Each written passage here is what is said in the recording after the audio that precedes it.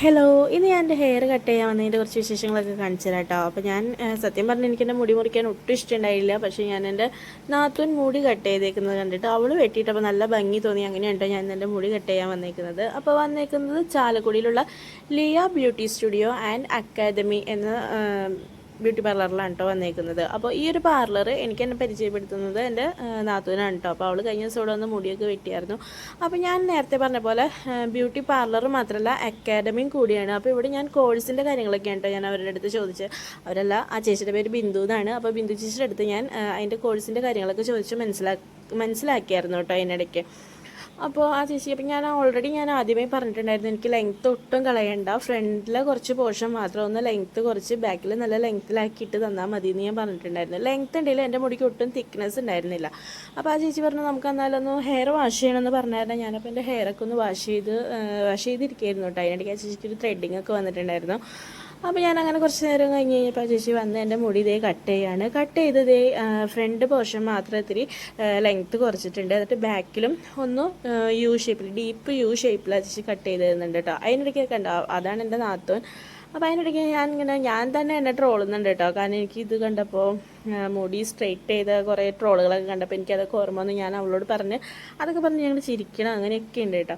അപ്പോൾ ആ ചേച്ചി നല്ല കമ്പനി ആയിരുന്നു. ഈ പറഞ്ഞ പോലെ എനിക്കെൻ്റെ മുടിയുടെ കാര്യങ്ങളെ പറ്റിയിട്ടായാലും അവിടുത്തെ കോഴ്സുകളെ പറ്റിയിട്ടായാലും എന്താ പറയുക, അത്യാവശ്യം നല്ല കമ്പനി ആയിട്ടുള്ള നല്ലൊരു ചേച്ചി തന്നെയായിരുന്നു കേട്ടോ. അപ്പോൾ ഞാൻ കൂടുതലും ഞാൻ ചോദിച്ചതും കോഴ്സിനെ അവിടുത്തെ പഠിപ്പിക്കുന്ന കാര്യങ്ങളെ പറ്റിയൊക്കെയാണ് കേട്ടോ ചോദിച്ചത്.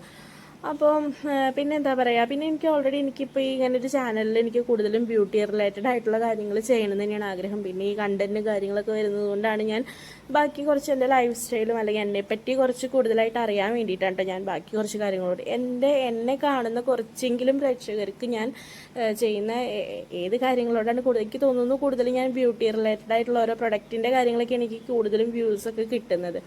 എന്നാലും ഞാൻ എൻ്റെ കുറച്ച് കാര്യങ്ങളൊക്കെ നിങ്ങളെല്ലാവരും അറിയേണ്ടതെന്ന് വെച്ചിട്ടാണ് കേട്ടോ ഞാൻ ബാക്കിയും കൂടി ഉള്ള കാര്യങ്ങളൊക്കെ ഞാൻ ഇങ്ങനെ ഇടയ്ക്കിടയ്ക്ക് ഇങ്ങനെ വീഡിയോ ഇടുന്നത്. അപ്പോൾ അതേ എൻ്റെ മുടി എന്തായാലും ആ ചേച്ചി സെറ്റ് ചെയ്ത് തന്നിട്ടുണ്ട്, വെട്ടി കഴിഞ്ഞിട്ടുണ്ട്. അപ്പോൾ ആ ചേച്ചിയോട് പറയുകയാണ് എനിക്കിങ്ങനെ സൈഡ് പാർട്ടീഷൻ എടുക്കുന്നതാണ് ഏറ്റവും നല്ലതെന്നൊക്കെ ആ ചേച്ചിയുടെ ഒരു സജഷനും കൂടി എനിക്ക് പറഞ്ഞു തന്നിട്ടുണ്ടായിരുന്നു കേട്ടോ.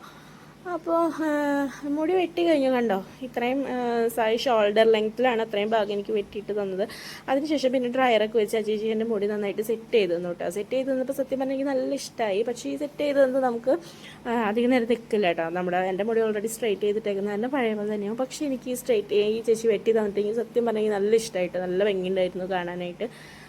അപ്പോൾ പിന്നെ ഇതാണ് സ്റ്റുഡിയോ. ഞങ്ങൾ അവിടെ നിന്ന് ഇറങ്ങിയായിരുന്നു. സ്റ്റുഡിയോൻ്റെ ഫ്രണ്ട് വശം ഭാഗങ്ങളൊക്കെ ഇതാണ് കേട്ടോ കാണുന്നതൊക്കെ. അങ്ങനെ ഞങ്ങൾ ഫുഡൊക്കെ കഴിച്ചിട്ട് പിന്നെ ഞങ്ങൾ തിരിച്ചു പോകും.